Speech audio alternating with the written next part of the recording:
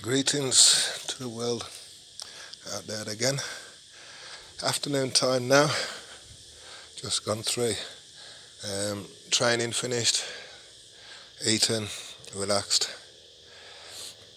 looking forward to a nice sunset. Right, as I said in the earlier video, I was adopted at the age of 6 months by upper middle class white family who had natural children of their own. Um, my you could say childhood education was exemplary. I excelled at most subjects at school, most sports. My parents, particularly my father, were very big in cycle tourism in those days. So I rode a bike from 3, 4 years old. I used to race when I was 15. I've always done some form of physical exercise all my life.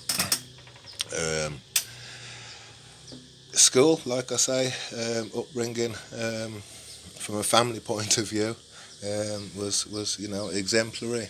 But there were lots of problems with race in those days. So around about the age of 15, I suppose I started thinking about these problems and who were causing these problems, racist problems. And of course it was a system then, and sadly for my parents, white upper middle class people who believed in the system. So I vented my anger against these people and the system, which led to, from youth remand centres, youth custody centres, adult prisons, open prisons, culminating in 10 years, in top security category A prisons, the dispersal system in England, which is a completely different kind of prison to any other kind. There's 4 of them now in the country. It's a different kettle of fish. I spent 2.5 years solitary confinement, all kinds of stories and experiences and people that I've met. And I've been out of prison since 2002. I went back in 2003-4 for a few months, but since then, 0 imprisonment. But along that way to here, from 2002-3, the last 16, 17 years, 10 years of that, I was heavily addicted to mainly heroin. For 10 years briefly, for a couple of years, crack cocaine combined with everything was combined with heroin and cannabis and LSD and every kind of other drugs. I've kind of always done things like in the extreme.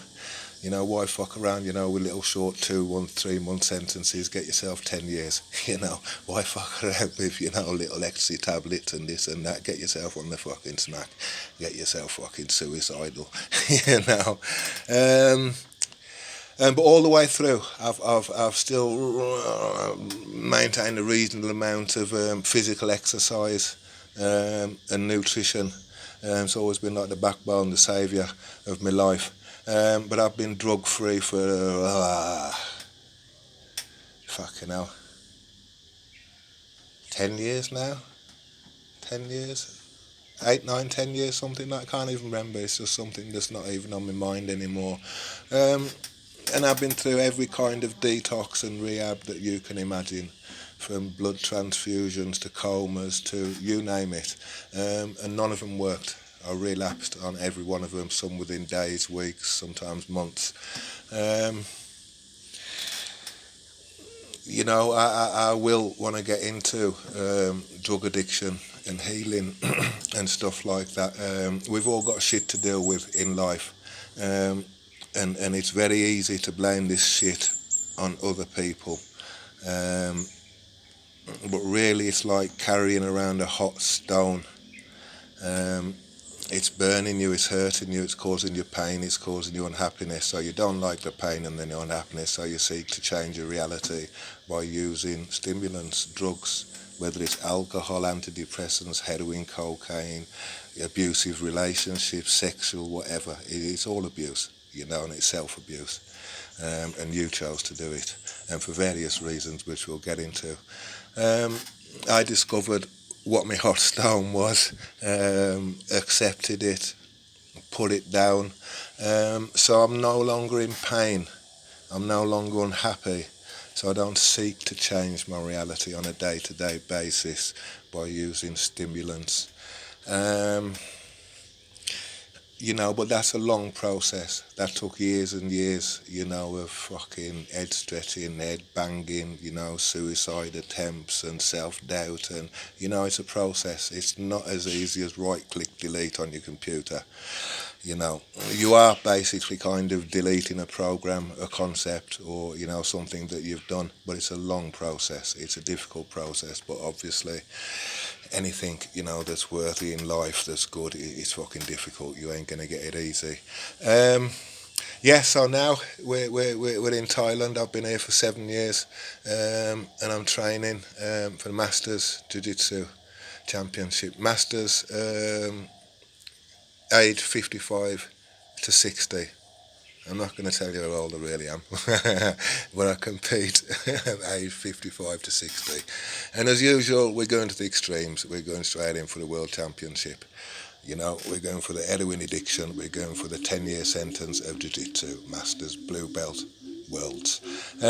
So, in the next days, weeks, months, there's going to be stories covering different topics. If you've got anything that you want to talk about, leave a comment on my YouTube channel or anywhere else where this is, and I'll start doing sections on childhood trauma, the prison system, drug addiction, healing, whether it be through meditation, yoga, martial arts, the psychedelics, mushrooms, ayahuasca, DMT, cannabis, any kind of drugs, politics, religion. Fuck yourself for the time being, let's concentrate on ourselves a bit more, although these things do play a big part, because they largely dictate the playing field that we're living in, the environment that we're living in, the society we're living in. But let's concentrate on ourselves a bit more. Once again, big thanks to Ishmael this morning. You'll constantly hear me referring to Ishmael, and eventually you'll get to see him. Is much better for me than I am for him. I'll see you later, everybody. I'll see you later, Ishmael. Big up yourself, man. Enough respect. Leo and the girl, Nicole, Lisa, Hillbilly, Kai. We love you loads. Love you loads.